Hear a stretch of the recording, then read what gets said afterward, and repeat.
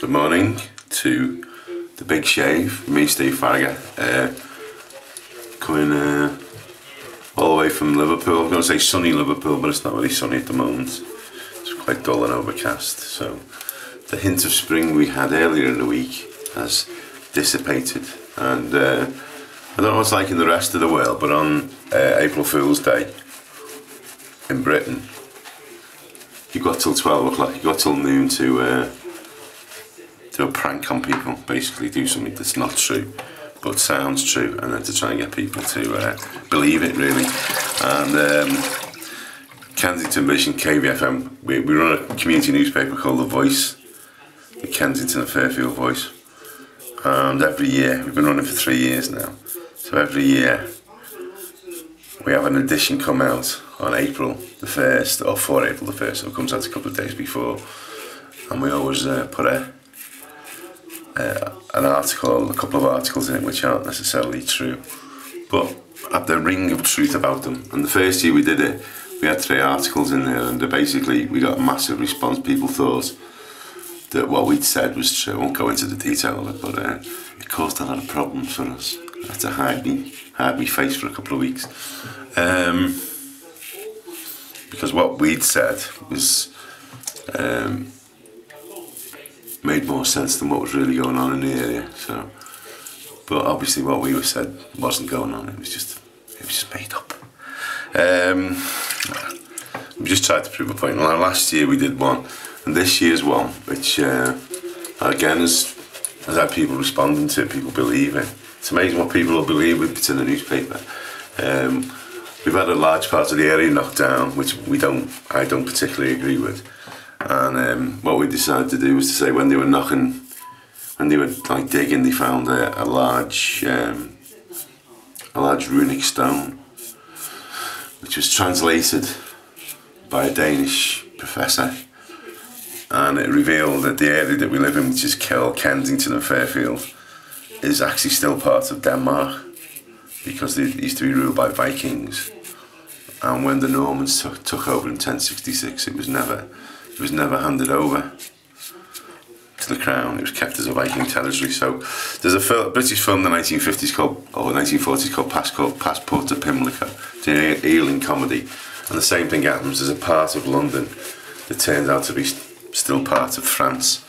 So they set their own taxes and they set their own currency. So it's a complete pinch from that. But trying to build on this Viking idea. So we had, as soon as the newspaper went out on Monday, we got a couple of phone calls of people wanting to know, because we've told people that they've got to have a Danish passport, and if they don't want a Danish passport, they've got to have a Danish work permit to work in the area. And we've had a couple of phone calls of people. The first one on Monday, this guy wants to know which area Denmark covered. Because he didn't want to be Danish, he wanted to move out. And it's amazing how some of the people who believed it have got quite stroppy about not wanting to be a foreigner. Because there's also a big issue about people moving into the area, immigrants, and so it's people expressing their Britishness or Englishness. And then we got another guy phoned up who was complaining because he would lose his benefits. And today at 11:30, Radio Merseyside, who were in on the joke, are coming round to record an interview with Professor Cornelius Markham, who discovered the stone, which is my mate Steve Maudsley, and also an interview with Professor Niels Lofgren, who's the head of Viking studies at Aarhus University in Denmark. He's flown over specially to translate the stone, and that's me. So I've got to develop, the next 2 hours I've got to develop a Danish accent, mock Danish accent. So I have been practicing talking like this.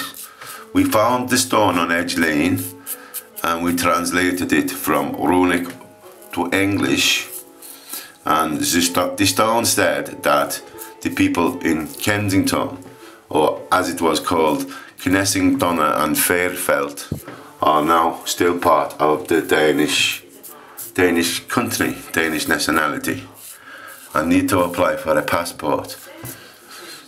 Now the Danish embassy just happens to be our office. We've got a big Danish flag outside, and we're also doing currency exchange because there's a new currency being used in the area. Instead of it being sterling, it's going to be the Kensington krona, the Kensington krona, the Kensington groat, and the Kensington florin. So there you go. Other things planned as well. There's a Viking funeral in the local park lake, 8 o'clock, and we're also going to be having a Viking encampment on the McDonald's car park for a week. People can live like a Viking for a week if they want to, and it'd be interesting to see whether people get this on Radio Merseyside, because people take things very seriously about Radio Merseyside. So they may get a few phone calls from people who want to not be Danish. So I would have to tell them they need to be Danish. They need to be Danish. They need to apply for the passport. They need to put the moisturising cream on their faces, and then they need to put the aftershave on, the moisturising cream, and they will feel like they are not Vikings anymore, but they are normal people. Okay, there you go. So if you can get the internet, go and listen to Radio Merseyside today, 11:30. But if you listen to this afterwards, then you've got a week to catch up on it. It's a Sean Style show, Friday the 1st of April. And we'll be on about 11:30, between 11:30 and 12 o'clock. So that's the shave. No talk about the shave today, it was all about other things. Okay, so that's all from me, Steve Farragher. Have a happy April Fool's Day.